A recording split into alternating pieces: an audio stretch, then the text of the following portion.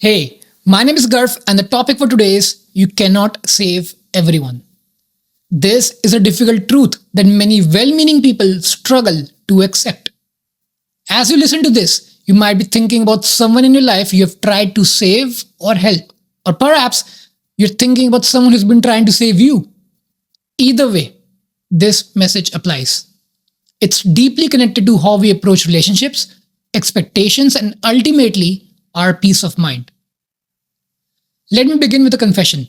One of my primary motivations for starting this channel was indeed to help people, to write down my thoughts, think them through, and hopefully provide some value to those who might benefit from hearing them. However, somewhere along the way, I had to confront a reality. It is not my duty to help everyone through this medium. If people find these ideas helpful, that's wonderful. If they don't, that's also perfectly acceptable. The moment I made helping everyone my responsibility, I would have transformed this endeavor from a passion into a burden. This realization led me to a broader understanding that applies to all of us. We cannot save everyone, no matter how desperately we might want to. And perhaps more importantly, our attempts to help or save everyone often cause more harm than good, both to ourselves and to the very people we're trying to help. Think about the relationships in your life. Parents trying to save their children from making the same mistakes they made. Children trying to save their aging parents from poor decisions. Friends trying to save friends from bad habits. Romantic partners trying to change each other. The variations are endless, but the underlying dynamic remains the same.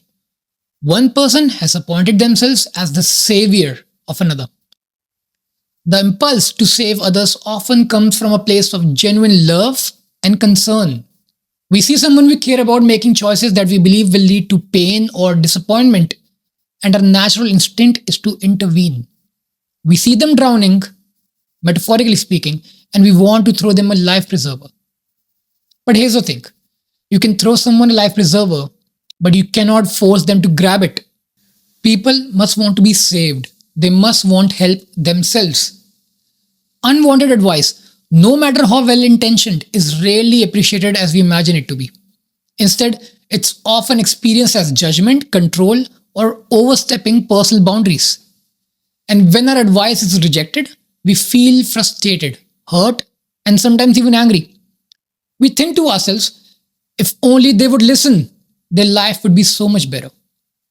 But notice what's happening here. When we say their life would be so much better, what we really mean is their life would be more in line with what I think it should be. We're not seeing them as they are.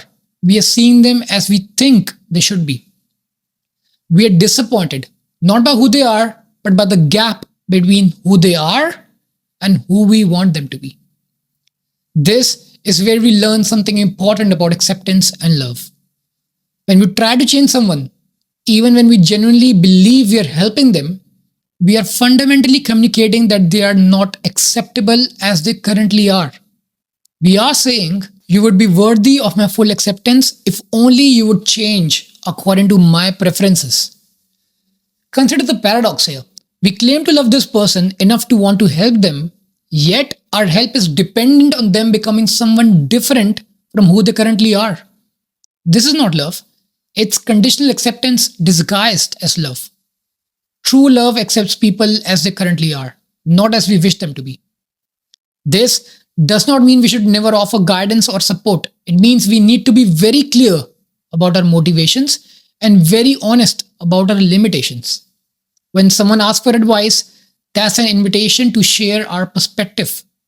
When someone doesn't ask, our unsought advice often says more about our need to feel useful or in control than it does about their need for help. External pressure, no matter how well intentioned, rarely produces lasting transformation. Now let's examine what happens when we accept that we cannot save everyone. First, it liberates us from an impossible burden. How exhausting it is to feel responsible for other people's choices and their consequences. How frustrating it is to watch someone repeatedly make decisions that we believe are harmful to them. When we release ourselves from the responsibility to save others, we free up enormous amounts of mental and emotional energy that can be redirected toward our own growth and well being. Second, it actually improves our relationships. When we stop trying to change people, we can begin to see them more clearly. We can respect their choices and love them for who they are, not who we think they should be.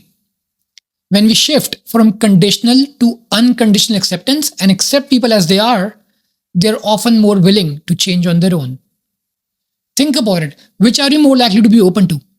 Advice from someone who clearly accepts you as you are, or advice from someone who obviously think you need to be fixed? The person who accepts us creates psychological safety, while the person who wants to change us creates defensiveness. Third, letting go of our savior complex allows others to develop their own strength and resilience. When we constantly try to rescue people from the consequences of their choices, we rob them of the opportunity to learn and grow. Pain teaches us important lessons. When we protect others from the pain, we might actually be holding them back. This brings us to an important distinction. There is a difference between being available to help and being responsible for helping. Being available means that if someone genuinely asks us for assistance, and if we're in a position to provide it without compromising our own well being, we can choose to offer it. Being responsible means we feel obligated to help, whether it's requested or not, whether it's effective or not, and regardless of the cost to ourselves. Be there for people without making their problems your responsibility. We can be there when people need us, but we don't carry the weight of their decisions. We can share our perspective when asked, but we don't make their perspective our project. Now, I want to address the guilt that often accompanies this realization. Many people feel selfish when they stop trying to save others. They worry that they're becoming cold or uncaring. This is a misunderstanding of what's actually happening. When we stop trying to control others' choices, we're not becoming less loving. We're becoming more loving in a responsible, sustainable way. There is also this fear that if we stop trying to save someone, something terrible will happen to them and we'll be responsible. But consider this. If your previous attempts to save them have not worked, what makes you think that continuing the same pattern will suddenly produce different results? As the saying goes, the definition of insanity is doing the same thing over and over and expecting different results. Furthermore, when we take responsibility for someone else's life, we're actually engaging in a form of arrogance. We're assuming that we know what's best for them better than they know what's best for themselves. We're assuming that our perspective is superior to their perspective, that our values should override their values, that we know what's best for them better than they do. This does not mean we should never have opinions about others' choices or never feel concern for their well-being. It means we hold these opinions and concerns lightly, recognizing that our perspective is just that, our perspective. It's not necessarily the truth, and it's certainly not our right to impose it on others. So what does this look like in practice? It means we can express concern when appropriate, but we don't make the outcome our responsibility. It means we can offer advice when asked, but we don't take it personally if it's not followed. It means we can set boundaries about what behavior we will and we won't tolerate in our relationships. But we don't try to control the other person's behavior outside of these boundaries. Most importantly, it means we focus our primary energy on the one person we actually can save, ourselves. We work on our own growth, our own healing, our own development. We become the kind of person others might want to look up to, not through preaching or pressuring, but through example. The best thing we can do for others is to work on ourselves. When we are at peace with ourselves, when we have done our own work, when we have cultivated wisdom and compassion through our own struggles, we become a lighthouse. We don't chase after ships to rescue them. We simply shine our light consistently, and those who need guidance can navigate toward the lighthouse if they choose. So what do you think about this topic? Let me know in the comments below, and please like this video and share it with someone who you think might benefit from its message. Thank you for listening. See you in the next one.